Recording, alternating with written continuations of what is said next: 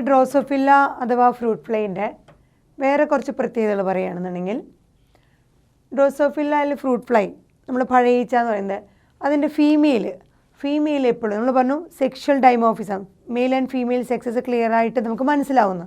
So അതിൻ്റെ female എപ്പോഴും വലുതായിരിക്കും, ലാർജർ ആയിരിക്കും ഫീമെയിൽ. അതുപോലെ അതിനൊരു ovipositor at the tip of the എബ്ഡോമനിൽ ഒരു ഓവിപോസിറ്റർ ഉണ്ടായിരിക്കും.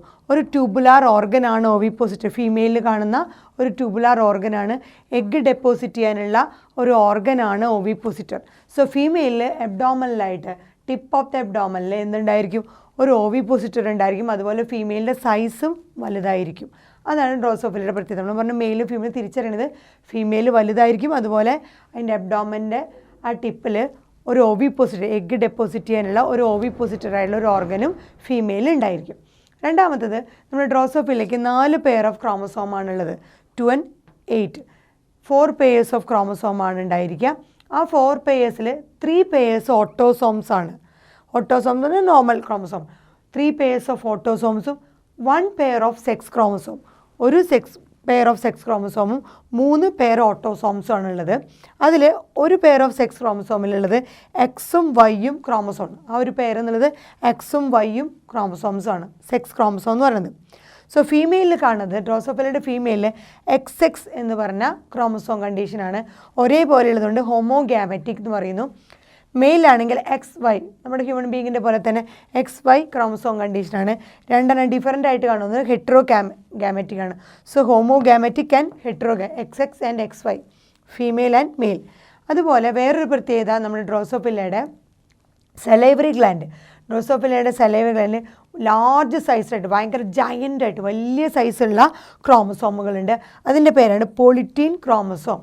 സോ ഡ്രോസോഫില്ലയുടെ സലൈവറി ഗ്ലാൻഡിൽ കാണുന്ന ലാർജ് സൈസ് അല്ലെങ്കിൽ ജയൻറ്റ് സൈസ്ഡ് ക്രോമസോമുകളുടെ പേരാണ് പോളിറ്റീൻ ക്രോമസോം. പിന്നെ പ്രത്യേകത, നമ്മുടെ ഡ്രോസോഫില്ലയുടെ നോർമൽ ഐ കളർ ഡ്രോസോഫില്ലയ്ക്ക് റെഡാണ് ഡ്രോസോഫില്ലയുടെ ഐൻ്റെ കളർ. പക്ഷേ അതിൽ ആദ്യമായിട്ട് ഈ എക്സ്പെരിമെൻ്റൽ സ്റ്റഡീസൊക്കെ നടത്തിയപ്പോൾ ആദ്യം കിട്ടിയ മ്യൂട്ടൻ്റ് എന്ന് പറയുന്നത് വൈറ്റ് ഐഡ് മെയിൽ ഫ്ലൈൻ. സോ ആദ്യമായിട്ട് നമ്മുടെ മെയിൽ ഫ്ലൈന് വൈറ്റ് ഐ കിട്ടി. അല്ലെങ്കിൽ ഡ്രോസോഫില്ലയുടെ നോർമൽ ഐ കളർ റെഡാണ്. സോ എക്സ്പെരിമെൻ്റൽ സ്റ്റഡീസ് നടത്തിയപ്പോൾ ആദ്യമായിട്ട് അതിൽ മ്യൂട്ടേഷൻ വന്നിട്ട് വൈറ്റ് ഐഡായിട്ടുള്ള ഒരു മെയിൽ ഫ്ലൈനെ കിട്ടി. പിന്നെ പ്രത്യേകത എന്ന് വെച്ചാൽ ഇതുപോലെ ഒരുപാട് മ്യൂട്ടൻ വെറൈറ്റീസ് ഈ തോമസ് ഹൺ മോർഗൻ നടത്തിയിട്ടുണ്ട് ഡ്രോസോഫില്ല. സോ തൗസൻഡ്സ് ഓഫ് മ്യൂട്ടൻ വെറൈറ്റീസും അതിൻ്റെ ഇൻഹെറിറ്റൻസും, എങ്ങനെയാണ് ഈ മ്യൂട്ടൻ ട്രേറ്റുകൾ ഇൻഹെറിറ്റഡ് ആയിട്ടുള്ളതെന്ന് മനസ്സിലാക്കാനായിട്ട് TH മോർഗന് സാധിച്ചു. എന്തിനു വേണ്ടിയിട്ടാണ് ആ മ്യൂട്ടൻ ട്രേറ്റ്സിന് അവർ ഇൻഹെറിറ്റൻസ് സ്റ്റഡി ചെയ്ത്? To find out the location of a gene on particular chromosome.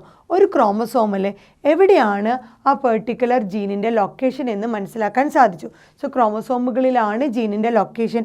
ആ ജീനുകളിൽ, ആ ട്രീറ്റുകളിൽ വ്യത്യാസം വരുമ്പോഴാണ് മ്യൂട്ടൻ ട്രീറ്റുകൾ ഉണ്ടാവുന്നത്. സോ അങ്ങനെ തൗസൻഡ്സ് ഓഫ് മ്യൂട്ടൻ ട്രീറ്റുകളെക്കുറിച്ചും അതുവഴി ആ ജീനുകളുടെ ലൊക്കേഷൻ എവിടെയാണ് ക്രോമസോമുകളിൽ നിന്ന് എന്നെല്ലാം തൗസൻഡ്സ് ഓഫ് വെറൈറ്റീസിൻ്റെ മ്യൂട്ടൻ ട്രേറ്റുകൾ വഴി TH മോർഗന് ആ എക്സ്പെരിമെൻറ്റിലൂടെ തെളിയിക്കാൻ പറ്റിയിട്ടുണ്ട്.